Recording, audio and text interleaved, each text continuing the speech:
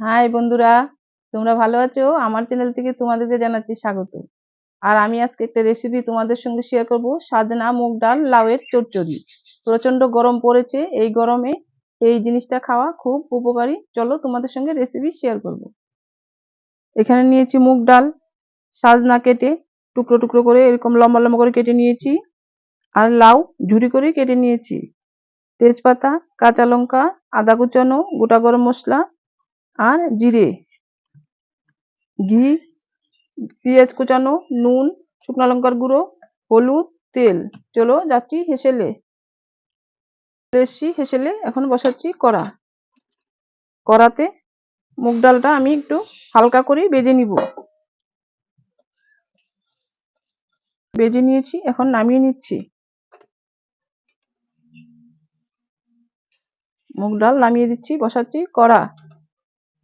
দিচ্ছি কড়াতে তেল,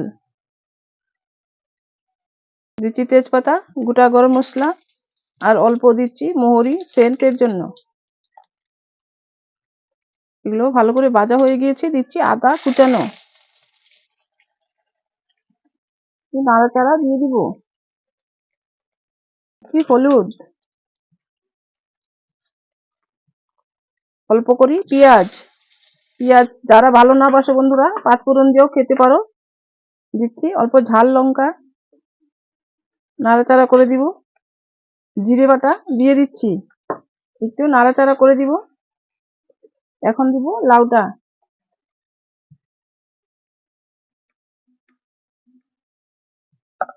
লাউ নাড়াচাড়া করে দিব। সবকিছু ভালোভাবে মিশিয়ে নিচ্ছি।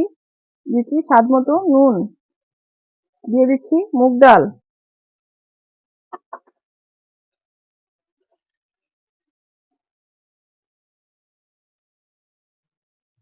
এবার সাজনাটাও দিয়ে দিব, দিচ্ছি সাজনা। সবকিছু মিক্স করে নিব আর একটু ভেজেও নিব। দেখো বন্ধুরা, সবকিছু আমি খুব ভালোভাবে কষিয়ে নিয়েছি। আর এই রেসিপিটার জন্য এগুলো সব ভালোভাবে কষিয়ে নিতে হবে। এখন দিচ্ছি আমার স্বাদ মতো কাঁচা লঙ্কা।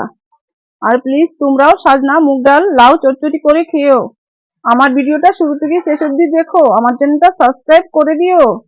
প্লিজ তোমরাও খেও রান্না করে। এবার দিচ্ছি জল, জল দিচ্ছি পরিমাণ মতো, যেন ডাল আর এগুলো সব ভালোভাবে সেদ্ধ হয়ে যায়। এখন দেব ঢাকা 10 মিনিটের জন্য। দিচ্ছি 10 মিনিটের জন্য ঢাকা, আর গ্যাসটা কম করে দিয়ে দিচ্ছি। এখন আমি উঠিয়ে দেখছি কতটুকু সেদ্ধ হয়েছে। একদম পারফেক্ট হয়ে গেছে সবকিছু সিদ্ধ। দেখো, তোমরা দেখলেও বুঝতে পারবে। দেখো, মুগ ডাল সবজি সবকিছু ভালোভাবে সেদ্ধ হয়ে গেছে। দিচ্ছি ঘি, দেব অল্প করে ঘি। ঘিটা একটু নাড়াচাড়া দিয়ে মিশিয়ে নিব। এবার নামিয়ে নিব। দেখো বন্ধুরা, দেখতে কত সুন্দর হয়ে গেছে। আর এই রেসিপিটা রান্না করাও খুব তাড়াতাড়ি হয়ে গেল। প্লিজ তোমরাও তৈরি করে খেও। দেখো বন্ধুরা, এই রেসিপিটা আমি কত তাড়াতাড়ি রান্না করে নিচ্ছি।